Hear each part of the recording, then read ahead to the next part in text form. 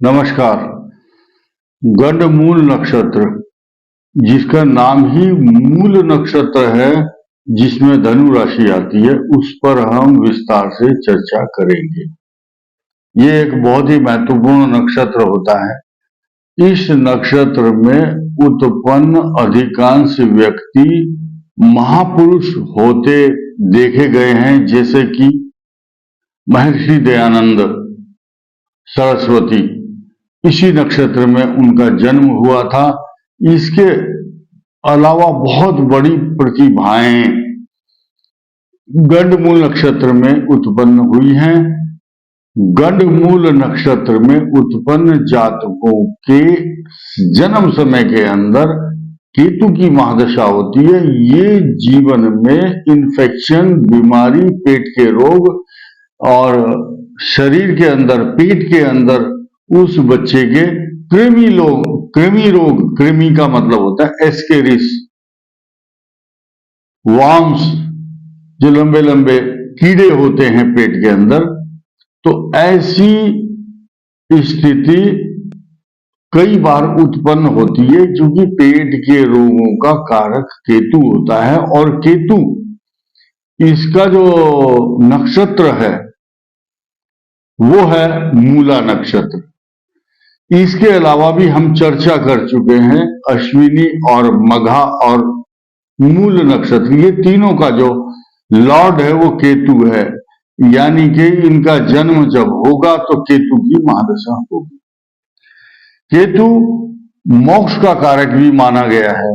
केतु मनुष्य को इतनी मजबूती प्रदान करता है कि कंसिस्टेंसी, एकाग्रता भी पैदा करता है, लेकिन जहां बैठता है उस स्थान से संबंधित समस्याओं की तरफ उसका पूरा का पूरा ध्यान आकर्षित रहता है या कंसंट्रेट करता है उसी स्थान को लेकर के। पंचम भाव में होगा तो एजुकेशन, संतान से रिलेटेड, और धन स्थान में केतु होगा तो धन से, धन, कुटुंब और वाणी। अगर लाभ स्थान में होगा तो आदमी पैसे की तरफ भागता है, शेयर मार्केट से लेकर के स्टॉक मार्केट तक, म्यूचुअल फंड से लेकर लाभ कैसे हो, इस स्थिति में, इस चक्कर में लगा रहता है। भाग्य में उत्पन्न अवरोध केतु उत्पन्न जब करता है जब उसकी दृष्टि भाग्य स्थान पर हो, या धन, कुटुंब, वाणी स्थान या लाभ स्थान पर हो।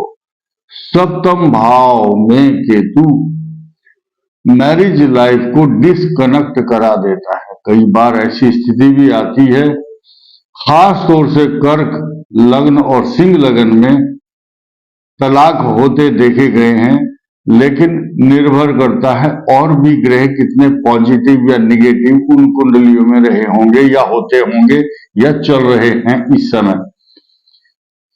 धनु राशि में जो जातक होते हैं जिनका मूल नक्षत्र है, वो अधिकांश जिद्दी भी होते हैं, और जीवन के एक पड़ाव ऐसा भी आता है, राजा महाराजा और भूमंडल पर इतना बड़ा क्षेत्राधिकार जमा लेते हैं कि उनका नाम दूर दूर तक यश फैलता है, उनका कीर्ति पताका फहरती है, सुनते किसी की नहीं है और अपने विचारों से चलते हैं, सेल्फ मेड होते हैं, अपने जीवन का निर्माण स्वयं करते हैं।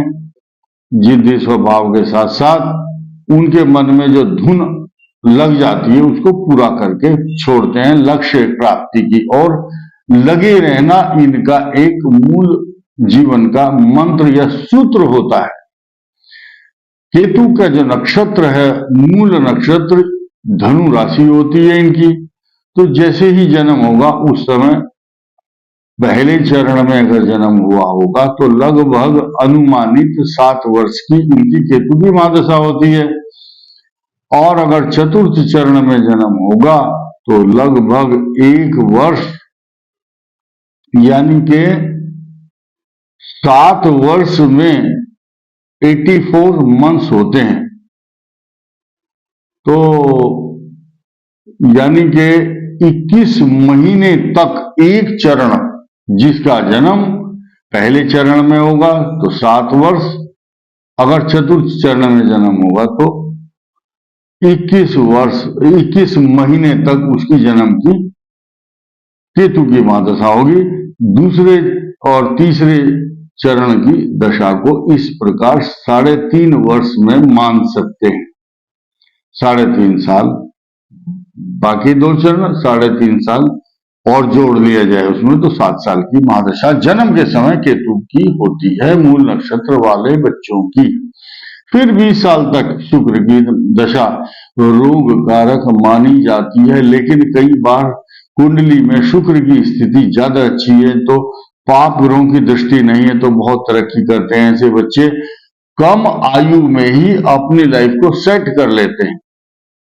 संगीत में रुचि होती है, 20 साल तक शुक्र की महादशा उनको बहुत आकर्षक व्यक्तित्व, अट्रैक्टिव पर्सनालिटी वाला व्यक्ति बना करके समाज के सामने खड़ा कर देती है।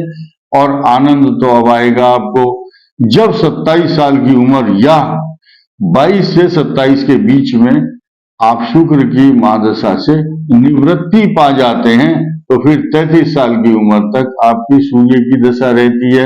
ये आपको चमकाती है जीवन में, आपके लाइफ में शाइनिंग। और when you will produce your valuable information in front of everybody, everybody will listen very carefully। आप इतने समाज में महत्वपूर्ण व्यक्ति बन जाते हैं कि आपको सब आदमी पूछते हैं। चंद्रमा की दशा में विदेश यात्रा भी करता है आदमी, या माता पिता के सुख का ध्यान रखता है, और भूमि भवन वाहन सवारी सोना चांदी प्रॉपर्टी पैसा गाय भैंस का सुख, नौकरों चाकरों का सुख, नया भवन का निर्माण करता है और धार्मिक होता है। ऐसा व्यक्ति साधु देवता और ब्राह्मणों के प्रति बड़ा आदर सूचक शब्द बोलता है, उनके प्रति नम्रता दिखाता है, उनका सम्मान करता है।